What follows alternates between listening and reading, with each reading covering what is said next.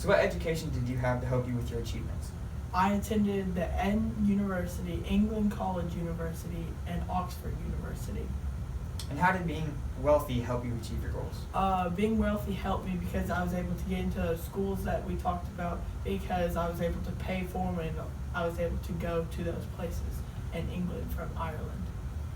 Who or what really got you started in science? Well, when I was younger, I had an interest in science, but what really helped was meeting Galileo, and he taught me when I was 16. And how did where you live help or hurt your work? It really didn't hurt or help, but it's just there weren't as good of pristine universities in Ireland as there were in England. And did your parents help you with your work? Sort of. They helped because they they got money so that I was able to go to these good academies so I can get good education. That was kind of. Hi, I'm here with Robert Boyle. So what is Boyle's laws? Boyle's laws are laws that I made stating that if you add more pressure to a gas, there's more volume. So who helped you make your discoveries? My assistant, Robert Hooke, who I taught at the University of Oxford. And what tools helped you make your discoveries? The tools that helped me make my discovery were the J-tube and an air pump. Can you explain how the J-tube helped you with your discoveries? The J-tube helped because you could trap a gas at the end of a J, because it's like this, and you can trap it and add liquid and you can see the difference. And what was the air pump used for? It was to apply pressure to the gas to see if it expanded or contracted. That's 5. What places did you go to study? Well, I was born in Ireland, and then I went to London for the Eden Academy, and then I went to Geneva to be tutored and study there, and then I went to Florence, Italy to study behind Galileo. Then I went back to London, where I attended a couple more colleges.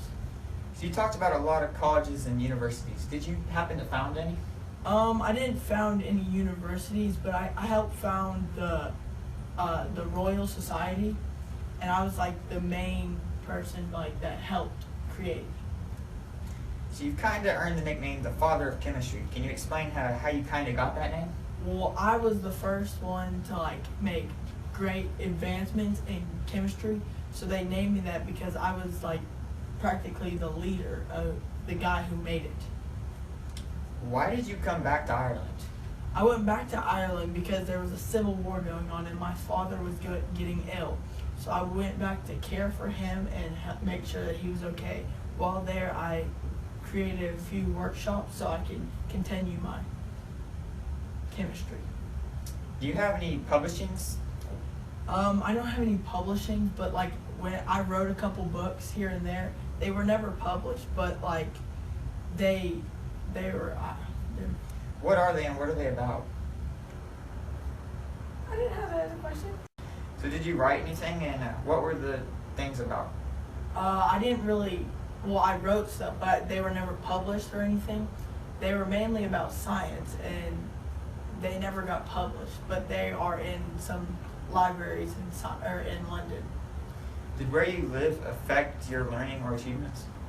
It didn't really hurt me, except that there's more astronomers in London that I could study behind, like Galileo, and there's a bunch that I could follow their paths because I wanted to follow to see how God's earth was created. So we know your main part was chemistry, but do you study any other areas of science? Well, I also studied physics. I made a couple advancements here and there about that, but my main was chemistry. Why did you spend the winter of 1641 in Florence, Italy? Like I said, this was when I was with Galileo. I spent the whole winter with him just studying behind him, and he got a fond liking of me, and he started to, so I kind of just stayed with him and helped him on some of his advancements. When you read the article of Otto von Guericke's air pump in 1657, what went through your head? Well, I thought about this, and I was like, this is a great idea of the air pump, and I was like, so I called Robert Hooke, well, not called, but I went and got Robert Hooke, and I asked them, how could we fix this, or how could we make this better, or how can we make this? How did your religious beliefs affect your career? It didn't really affect me except the Royal Academy. I couldn't, my beliefs, they went against my beliefs. They asked me to be their leader, and I decided not to do it because it went against my beliefs. My beliefs went against my beliefs.